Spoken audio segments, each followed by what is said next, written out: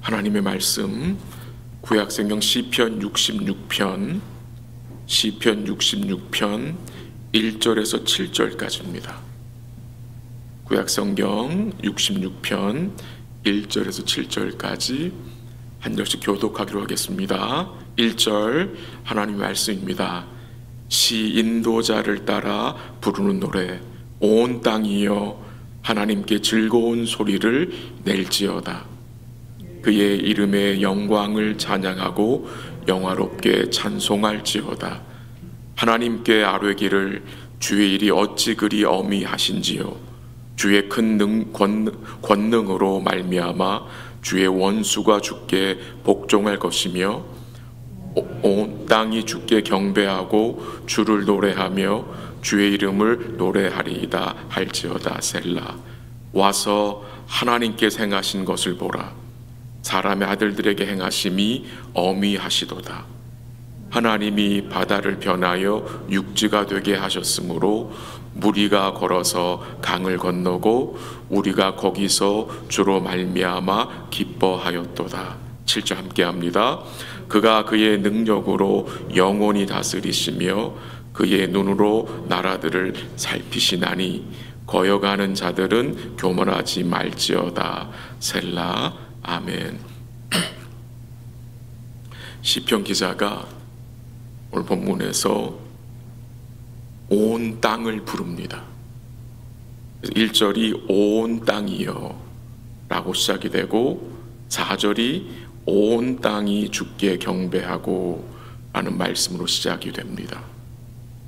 온 땅이 하나님께 찬양을 드리도록 부름을 받았다는 말입니다. 결국 이 부르심은 그의 백성들을 예배자로 부르신 것입니다. 예배자. 우리는 이 영적 정체성, 우리가 하나님을 예배하는 자라는 것을 결코 잊어서는 안 됩니다. 우리는 하나님 앞에 입만 벌리는 것이 아니라 우리의 영혼을 실어서 믿음으로 주를 찬송하는 예배자들입니다. 오늘도 오늘 본문 나온 것처럼 하나님께 우리가 아뢰기를 주의 일이 어찌 그리 어미하신지요, 어찌 주의 일이 그렇게 어썸하신지요라를 고백하며 살 수 있기를 바랍니다. 우리가 찬양해야 할 이유가 무엇입니까? 2절 한번 읽어볼까요? 같이 시작. 그의 이름의 영광을 찬양하고 영어롭게 찬송할지어다. 아멘.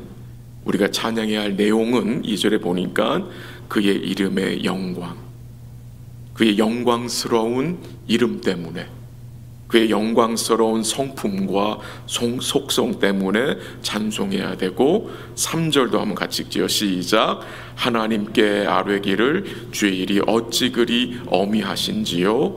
주의 큰 권능으로 말미암아 주의 원수가 주께 복종할 것이며. 우리가 주를 찬송하는 이유는 주의 일이 어미하기 때문입니다. 주께서 행하는 일이 어미하신 일이기 때문에. 이 어미라는 단어가 영어 성경에서는 awesome이라고 나왔어요. awesome. 주의 이루신 일이 너무도 awesome, 좋기 때문에, 귀하기 때문에 찬양해야 한다는 것입니다.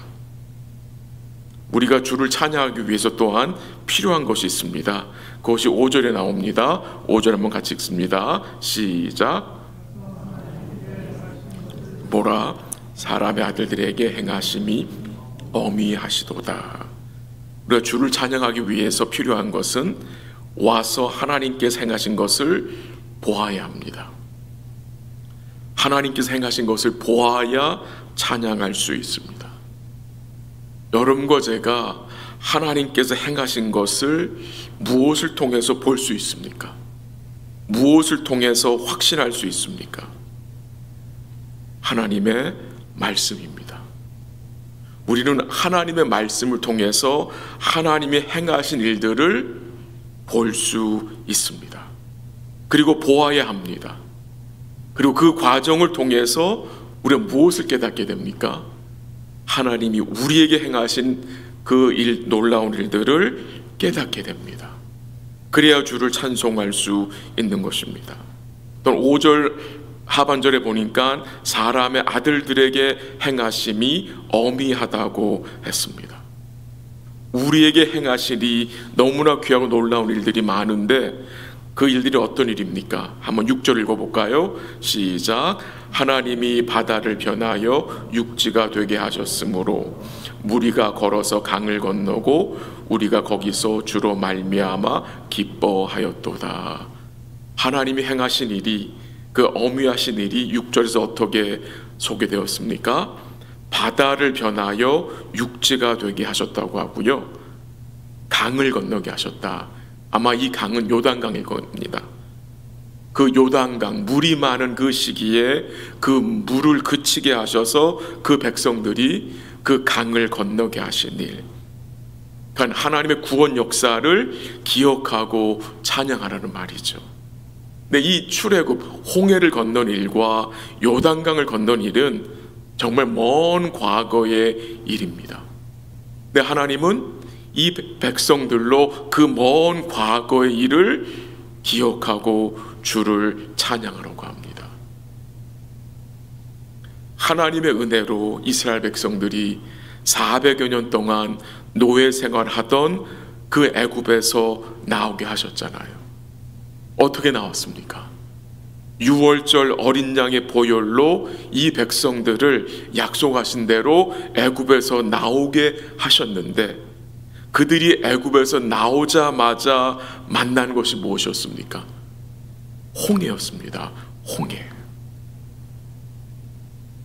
그 어렵게 생활하던 그 백성들 나오게 하셨는데, 그 광야 길을 행하면서 그 만난 것이 홍해였습니다.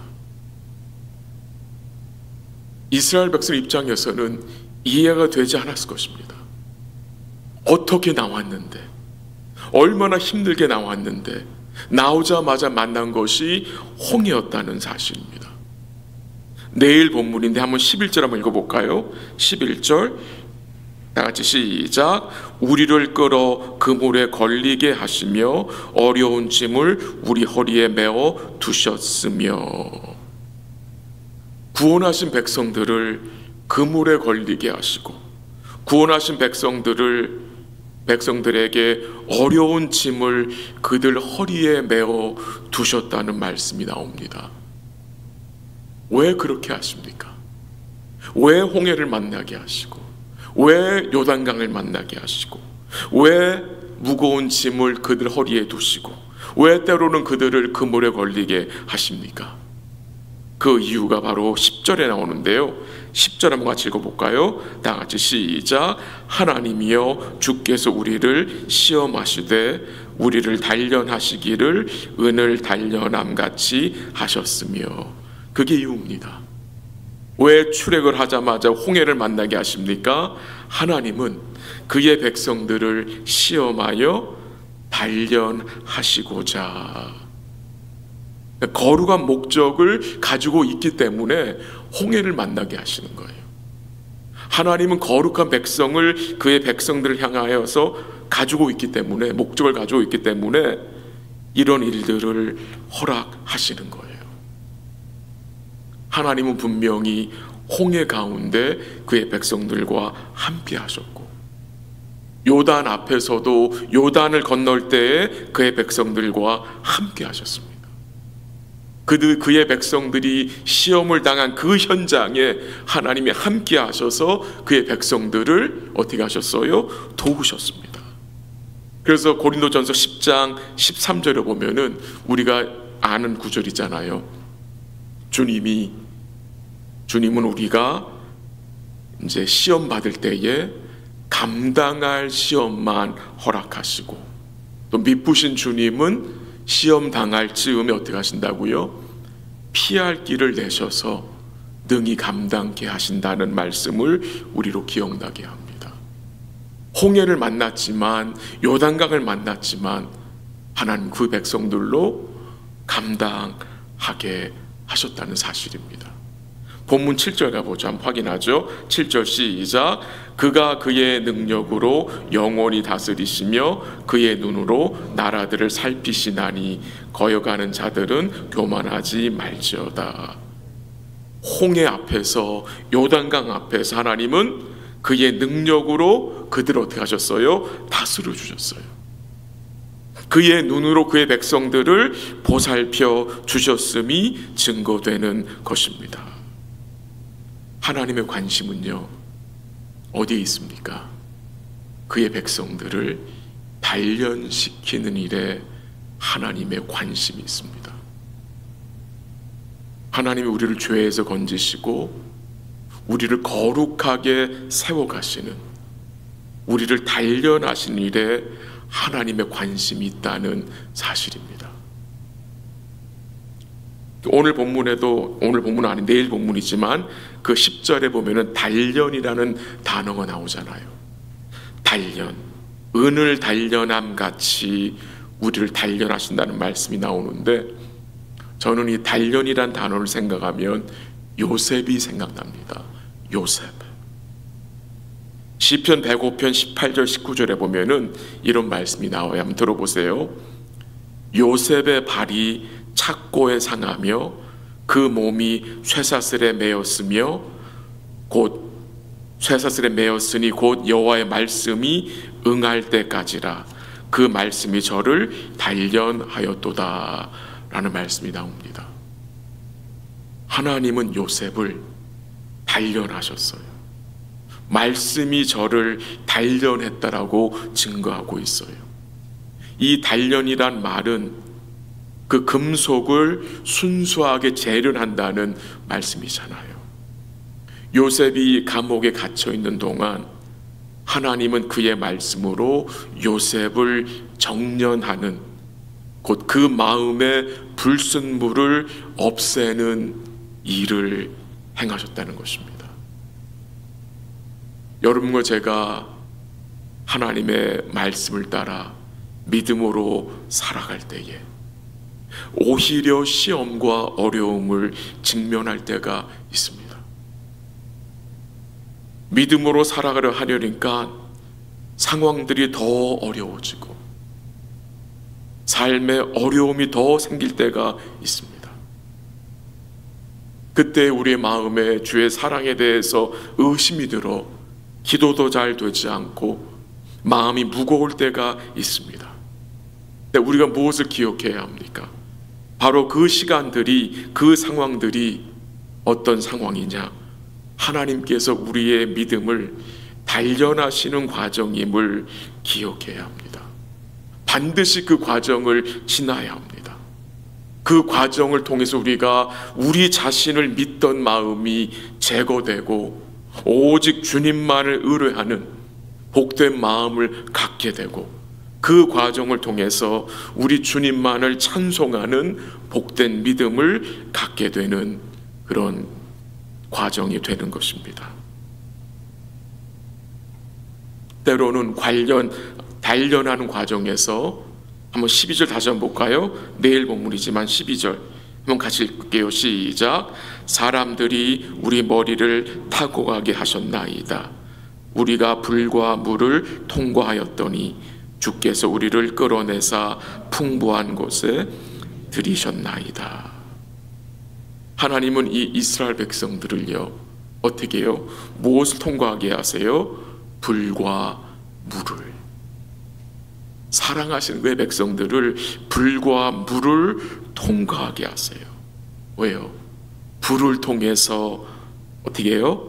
정련하시고 단련하시고, 물을 통해서 우리를 정결케 하시기 위함입니다. 그래서 그 과정을 통해서 결국 우리를 어떻게 해요? 하나님의 그 은혜의 소중함과 베풀어 주신 그 구원의 가치를 우리로 깨닫게 하셔서 우리로 우리 주의 이름의 영광을 찬송하는 거룩한 예배자로 세워가시는 것입니다. 여러분과 제가 이 과정에 있음을 기억하시고, 오늘도 주의 복된 은혜 가운데 우리의 일상에서 주의 거룩하신 이름을 높이고 찬송하는 복된 삶이 될 수 있기를 주의 이름으로 간절히 기도합니다. 기도하겠습니다. 하나님 아버지, 감사합니다. 주께서 우리를 구원하시고 찬송하라는 부르심을 허락하심에 감사하고 마땅히 주님을 찬송해야 할 만 가지 이유들이 우리 삶에 있음에도 불구하고 그 이유들을 잊어버리고 주께 찬송하지 못한 우리의 연약함을 용서하여 주옵소서. 주께서 우리에게 행하신 그 어미하신 일들, 그 awesome work를 우리가 말씀 가운데 기억하고 그 놀라운 대속의 은혜를 즐거워하며 오늘도 감사함으로 주를 찬송할 수 있도록 도와주시옵소서. 우리를 단련해 가시는 주의 거룩하신 뜻과 그 목적을 의심하지 않게 하옵시고 미쁘신 주님께 오늘도 우리의 삶을 맡겨드릴 수 있도록 도와주옵소서. 오늘도 기도하는 주의 백성들에게 은혜를 더하시고 오늘도 주의 마음을 품고 주를 즐거이 노래하는 복된 삶이 될 수 있도록 성령께서 인도하여 주옵소서. 모든 것을 주께 감사드리며 예수님의 이름으로 기도합니다. 아멘. 기도하시다가 돌아가시기 바랍니다.